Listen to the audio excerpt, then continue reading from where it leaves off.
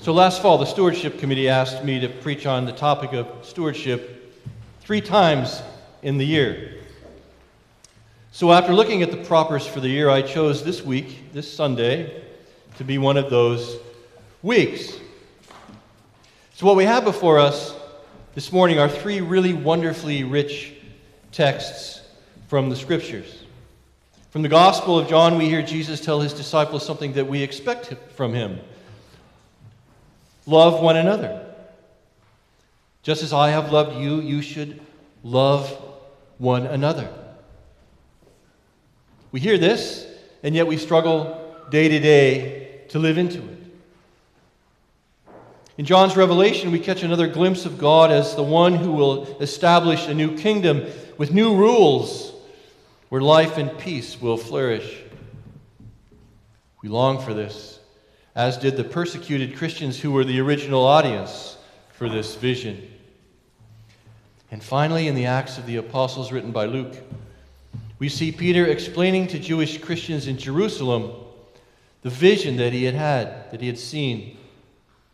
And then he said, "The Spirit told me to go with them," that is, the Gentiles, "and not make a distinction between them and us.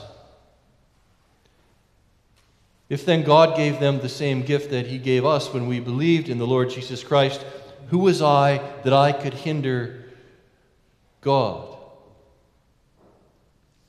Now, I've read this text many times over the years, and every time I read it, the question strikes at the heart of things for me. Who am I that I could hinder God? One extraordinary way that we might practice good stewardship is to keep this question in our minds and our hearts as we go about our daily living, as we deal with our emotions and our points of view and our prejudices and our self-interest. Who am I that I could hinder God?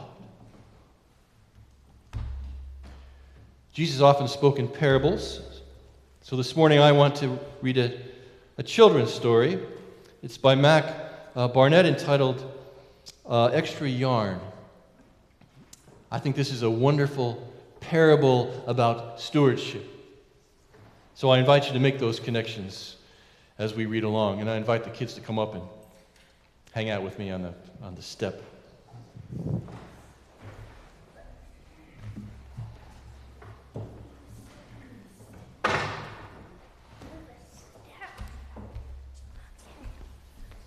Go ahead, have a seat. I'm going to sit right here, if you don't mind. Actually, I'm going to come right here.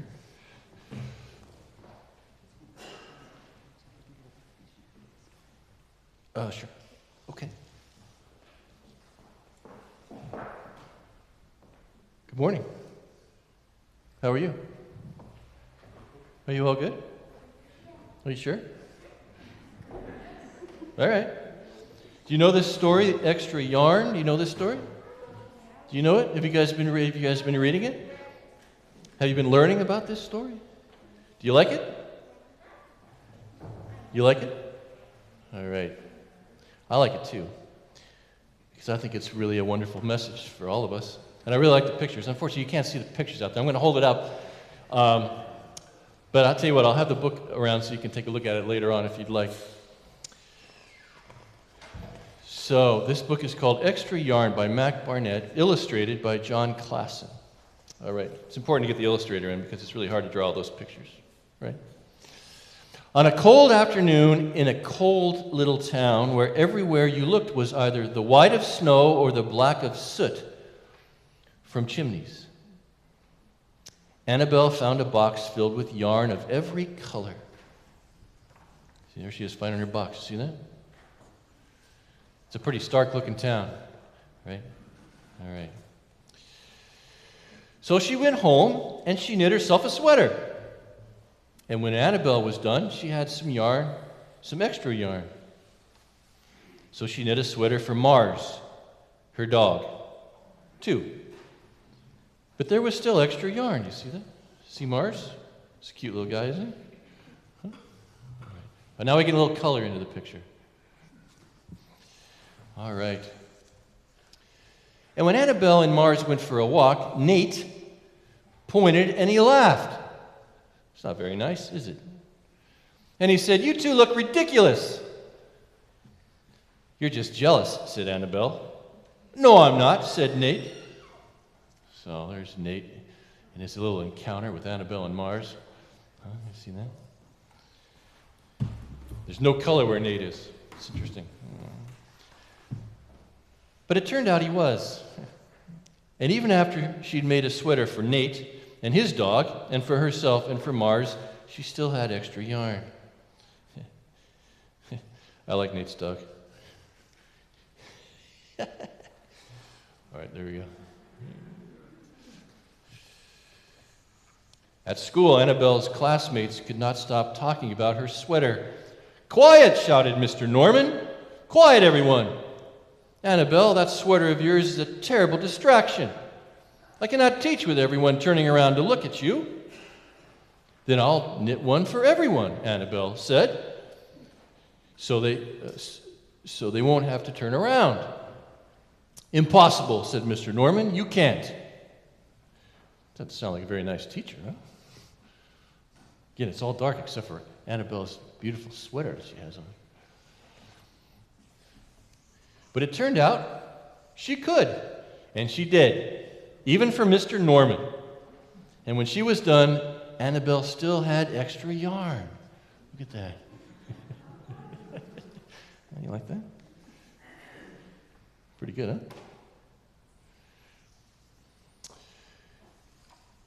So she knit sweaters for her mom and dad, and for Mr. Pendleton and Mrs. Pendleton, and Dr. Palmer, and for little Louise. Busy woman, this girl, this little Annabelle is. My gosh. Have you ever knit anything, you guys? Do you know how to knit? I don't know how to knit either. Yeah. She made sweaters for everyone except Mr. Crabtree, who never wore sweaters or even long pants, and who would stand in his shorts with the snow up to his knees. "No sweater for me, thanks," said Mr. Crabtree. So she made Mr. Crabtree a hat, and even then Annabelle still had extra yarn. Pretty funny, huh? She made sweaters for all the dogs and all the cats and for other animals too.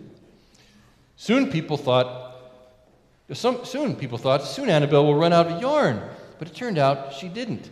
So Annabelle made sweaters for things that didn't even wear sweaters. What's that? A sweater for the birdhouse? Sweater for the mailbox? Sweater for the house? Well, she's quite a knitter, I have to say. It's pretty impressive what she can do. Things began to change in that little town. Well, I guess. Look at that. That's pretty exciting, huh? Even knit a sweater for the church. And the silo up on the hill. News spread of this remarkable girl who never ran out of yarn. And people came to visit from around the world to see all the sweaters and to shake Annabelle's hand. One day, an archduke, who was very fond of clothes, sailed across the sea and demanded to see Annabelle. There he is. I don't know, what do you think about the archduke? You think he is? He doesn't look very happy, does he? Well, anyway, there you go. "Little girl," said the archduke, "I would like to buy that miraculous box of yarn, and I'm willing to offer you $1 million. "No, thank you," said Annabelle, who was knitting a sweater for a pickup truck. The archduke's mustache twitched. $2 million, he said. Annabelle shook her head. "No, thanks." $10 million, shouted the archduke. "Take it or leave it." "Leave it," said Annabelle. "I won't sell the yarn." And she didn't. Well, I like her resolve, huh? That's pretty good. You got to appreciate her conviction. Look at that. The archduke still doesn't look happy, does he? I like the sweater on the pickup truck. That's pretty classic. So that night, the archduke hired 3 robbers to break into Annabelle's house. And they stole the box and took it to the archduke, who set off across the snow and sailed over the sea. Wow, that's pretty terrible. Huh? You're right about the Archduke. I'm not a very nice guy. Wow. Back to his castle. The Archduke put on his favorite song and sat in his best chair. Then he took out the box and he lifted its lid and he looked inside.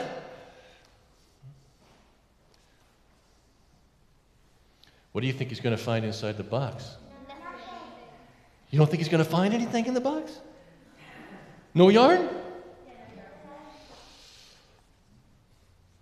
You're right. No yarn in the box. His mustache quivered, it shivered, it trembled. The Archduke hurled the box out of the window and shouted, "Little girl, I curse you with my family's curse. You will never be happy again." Well, that's not very nice. Huh? But, what happened? What's happening here? See the box? The box is on a little, what is that, a little iceberg floating across the ocean? Well, there it is, the ice. There's the box floating away. And guess who found it on the other side of the ocean? Huh? Still has her sweater on, still has that beautiful town, still has that sweater on the church, huh? Annabelle found the box. It came to her. It turned out she was, that is, happy, right?